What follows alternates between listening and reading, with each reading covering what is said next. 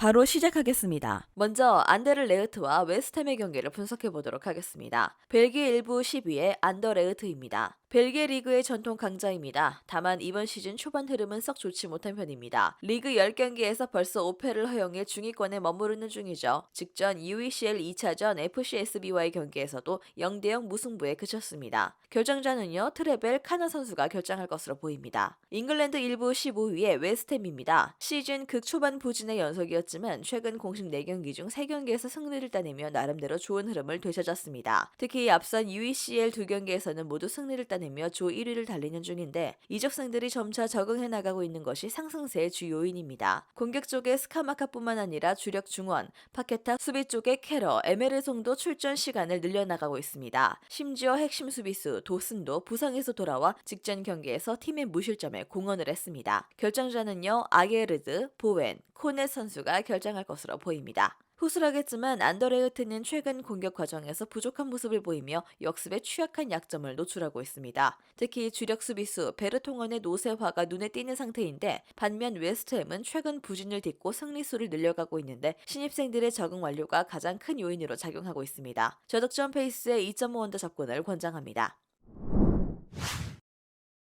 다음은 실케보르와 슈테 아우아의 경기를 분석해 보도록 하겠습니다. 덴마크 1부 4위의 실케보르입니다. 21-22 시즌 1부 리그로 승격한 전력으로 승격하자마자 좋은 경기력을 선보이며 정규리그 6위를 차지했고 플레이오프에서 3위를 차지해 유럽 대항전 티켓을 따냈습니다. 다만 앞선 두 차례의 UECL 경기에서는 모두 패배를 허용했고요. 중원에 많은 숫자의 선수를 배치해 점유율을 높여가며 주도적인 경기를 펼치는 타입입니다. 직전 UECL 두 경기에서도 모두 점유율에서 우위를 점한 바 있습니다. 다만 점유율이 결과로는 이어지지 못하는 중이죠. 언급한 두 경기에서 유효 슈팅은 모두 10세였으며 상대 역습에 휘둘리며 실점도 허용했습니다. 결정자는요, 페데르세 선수가 결정할 것으로 보입니다. 루마니아 1부 13위의 슈테우아입니다. 지난 시즌 자국 리그 준우승을 차지한 전력입니다. 다만 이번 시즌 초반 10경기에서 단 2승밖에 거두지 못하며 중위권으로 처졌죠. 그나마 다행인 점은 직전 안더레흐트와의 UECL 경기에서 0대0 무승부를 기록하며 승점 1점을 따냈다는 점입니다. 결정자는요, 판티루, 크리스테우, 두미테르, 셔트,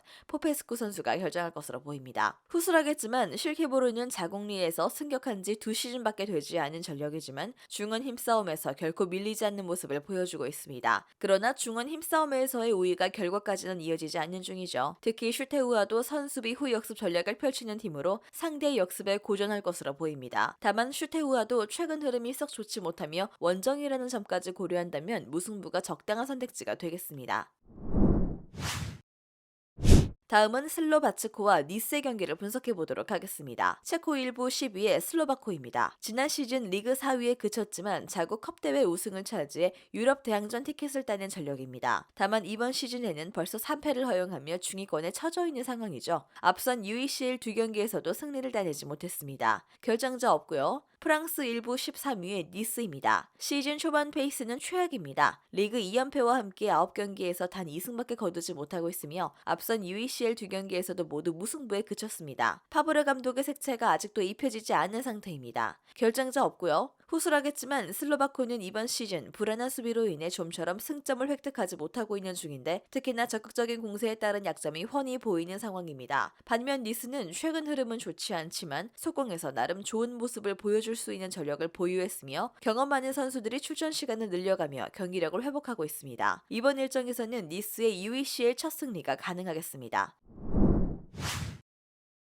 마지막으로 레흐 포즈난과 베르샤바 경기를 분석해 보도록 하겠습니다. 폴란드 1부 10위의 레흐 포즈난입니다. 지난 리그 우승을 차지하며 유럽 대항전 티켓을 따낸 전력입니다. 다만 이번 시즌에는 리그 10경기에서 단 4승밖에 챙기지 못하며 중위권에 머무르고 있죠. 그나마 다행인 점은 직전 UECL 2차전 오스트리아 빈과의 경기에서 4대1로 대승을 거뒀다는 점입니다. 결정자는요, 살라무 선수가 결정할 것으로 보입니다. 이스라엘 1부 4위의 부엘샤바입니다. 이스라엘 리그의 상위 전력 중 하나입니다. 지난 시즌에도 리그 준우승을 차지해 유럽 대항전 티켓을 따냈으며 이번 시즌도 상위 그룹에 속해 있습니다. 다만 앞선 UECL 두 경기에서는 1무 1패를 기록하며 부진을 면치 못하고 있죠. 결장자는요, 사프리 선수가 겨장할 것으로 보입니다. 후술하겠지만 레흐 포즈나는 리그에서 흐름이 썩 좋진 않지만 UECL에서는 나름 효율적인 역습으로 많은 득점을 터뜨리고 있는 중입니다. 반면 부엘샤바는 이번 시즌 원정에서 상대 역습에 다소 취약한 모습을 보이며 꾸준히 실점을 허용하고 있죠.